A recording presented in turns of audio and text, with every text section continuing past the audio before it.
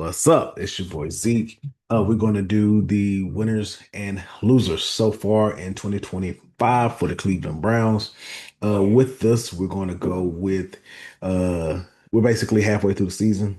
2-6, 8 games, which back in the day would have been right halfway through, but we got 17 games and here we are. And it's the bye week, so we need some content. Starting with Kevin Stefanski as the losers, because the losers we're gonna get them out of the way because they're more depressing. Uh, he's the head of the snake. We're 2-6. That is more than enough to do so. And the Browns defense or Browns offense rather has not been good. It's been as bad or maybe worse than it was last year when it was historically bad. Dylan Gabriel was one of the main picks from Kevin Stefanski and Andrew Berry. Allegedly that's their guy. So not only that, he seemed to regress as a play caller and just chaining together plays consistently to have a functional offense. And this offense has quite literally cost you a few games. Obviously, we don't have a lot of promise or belief that this was going to be an elite or even a playoff team, but we thought we'd be more competitive with a really good defense and the ability of this offense to be functional. The defense has been solid to really good at times, and this offense has been bad and brutal for the majority of the time. So we start with Kevin Stefanski. Other losers, we're going to stay on the offensive side of the ball. Dylan Gabriel. Dylan Gabriel falls on here because he's played in 4 games and he's consistently got worse essentially in all those games. Obviously, you kind of threw out the Miami game because he wasn't asked to do much. But other than that, he's gotten progressively worse. Him being a third round pick, you hope that he'd be serviceable. And so far, in essentially 2 out of the 4, 3 out of 4, if you're going to count the Miami game, he has not. Um, and also, he gets to be a loser because if he showed any flash, any love, then he'd have the potential to be uh, maybe a franchise guy or maybe just, a good quarterback option for the Browns. And he hasn't proven that. Another loser so far in the first half of the season. Y'all don't want to hear this, but Shedeur Sanders. He hasn't played a down in regular season football. However, he should have, right? A lot of us felt like that Shedeur Sanders was a first round or a second round pick. And with the quarterback situation being what it's been, Joe Flacco playing horrible, Kenny Pickett getting traded, Dylan Gabriel playing horrible, you would have thought that Shedeur Sanders would have impressed enough to be a serviceable option. And I think he just hasn't. I haven't been in the room. I don't know. But a team that's as deprived of quarterbacks, um, like the Browns have been for the past 20, 30 years, they'll take a quarterback in any way that they can get him, hence the Deshaun Watson trade. And the fact that he hasn't forced his way onto the field, I think that is a little indicative of him as much as we just want to blame Kevin Stefanski. Uh, Other losers, um, Jerry Judy. Um, so I think lately he suffered from just, lack of getting targets specifically in that Patriots game. But to me, he's not. And then also earlier in the year, he had a lot of drops. And then if you look at advanced metrics and PFF grades and stuff like that, he's near the bottom in pretty much all of them. And I know he's near the top in drops. And not only regular drops, like big drops that happen over the course of the games. You look at the Bengals games, you look at a few other games, and he has some critical drops. So that kind of weighs into that. And at this point, I think he has like less than 300 yards, and we 8 games in. That is disgusting.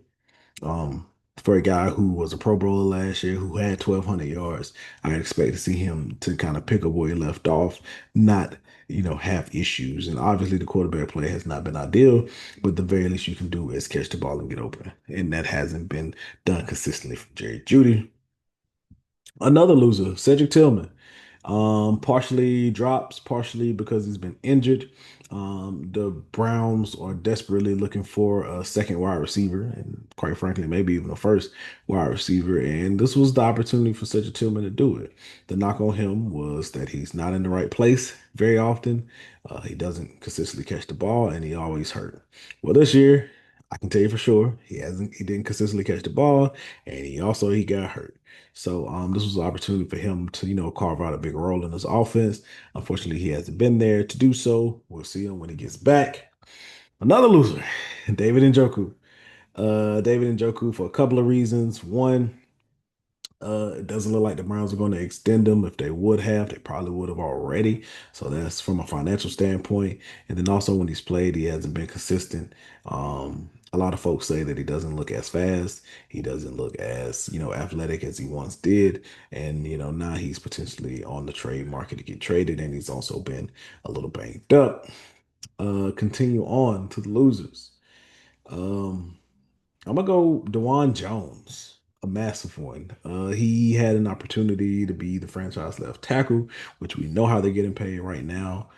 He started the year at left tackle, did not play well, and then eventually has been out for the season or ruled out for the season. Once again, that's 3 years in a row where he's been unable to finish the season, really unable to get halfway through the season, um, and being ruled out due to injury. So that's going to be and reflect negatively on him. And then really just the rest of the O line in general. Jack Conklin hasn't been consistently on the field, and he's been probably your best player. Wyatt Teller's no longer an impact player. Ethan Post is not an impact player. Joe Batonio isn't either. They're just a bunch of mediocre. You got Cam Robinson. He hasn't done too much of anything. Um, so we're going to add him to that list. And then even the depth, Zach Zenter hasn't sniffed a game. He was a third or fourth round pick last year. That is concerning. Tevin Jenkins hasn't sniffed the field. You signed him on a 1 year deal, and then Cornelius Lucas and KT Levingston are just, you know, bad. Whew. This list is long. Defensively, losers. Um, Not as bad here. I would go if I had to go with losers. Martin Emerson. Unfortunately, he tore his Achilles before the season started, and obviously he was in the contract year, so you just hate to see that. And they've kind of replaced his skill set with a Tyson Campbell, big, physical corner who can tackle and is good in man. That sounds like Martin Emerson. So hopefully he gets another opportunity. Hopefully here. I like to see him be successful here, so we'll see after this year. Other than that, other losers, the defense has been fairly good. He's not a loser, but he's not a winner. Oh, he doesn't make that list. Denzel Ward. He hasn't been horrible, but he hasn't been the Denzel of last year. He made a lot of plays on the ball, a lot of falling this year, a lot of, just I feel like he's given up a lot of catches this year, as opposed to last year. So I can't put him in really either bucket. He's not been bad enough to be in the losers, and he hasn't been good enough to be in the winners. So I hate to see that for him. DeAndre Carter, if you care, he's hurt, but he also wasn't good when he played. So if we go to our list of winners, offensively, you only got two. Quinshawn Judkins, he has been the best player on this offense, probably a top five player on this team. A lot of juice. He brings a lot of physicality. He's been probably the best rookie running back, if not top two. So you love to see that out of one of your rookies, consistently getting better. Hopefully, the Browns' offense can open up a little bit, and he's not running into 10-man boxes, and we can see how good he actually is. Uh, Harold Fannin Jr., another winner. He is quite frankly the best offensive pass catcher that you've had this year. He leads the team, I think, in catches and yards, and I think he's tied with Cedric Tillman for touchdowns. It ain't a whole lot to say. He's played really well. His drops over the last few weeks have decreased. Hopefully, he can keep that up. He's your future tight end one, and he could be a potential 1K guy in the future. Probably not this year because the offense just kind of stinks. Um, so yeah, shout out to Harold Fainan. And that's really it for the offense. Moving to the defense, Miles Garrett, the obvious one. 8 games in, 10 sacks, leads the league, tied for the league. He's been every bit of dominant as he's ever been. He looks good. as you know, a pass rusher. He's been more of a leader, a little more vocal, a little more emotional, which we all can appreciate. He's played the run this year about as well as he's ever played it. Um, so Miles Garrett doing Miles Garrett things.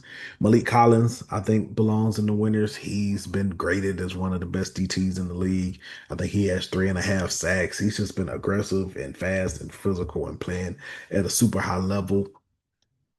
Alex Wright has 9 TFLs through 8 games. I think the Browns need to give him a contract over this bye week because yesterday's price ain't today's price. So shout out to Alex Wright.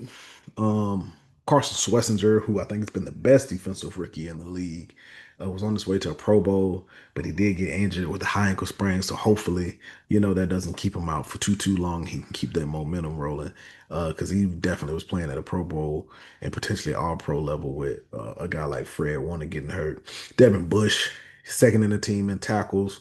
He's also made some impact plays, some forced fumbles.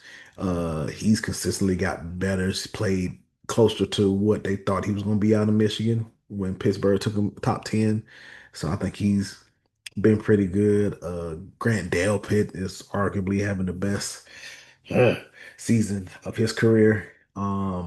He's been really good, really, really good. A lot of, like, once again, impact plays, interceptions, pressures to interceptions, forced fumbles, a lot of stuff that he's doing. He got his hand in a lot of things. And Tyson Campbell, the new guy, he's played fairly well coming in. So I put him on that winners category. And if you notice, a lot of rookies on here, a lot of guys that were brought in by Andrew Berry.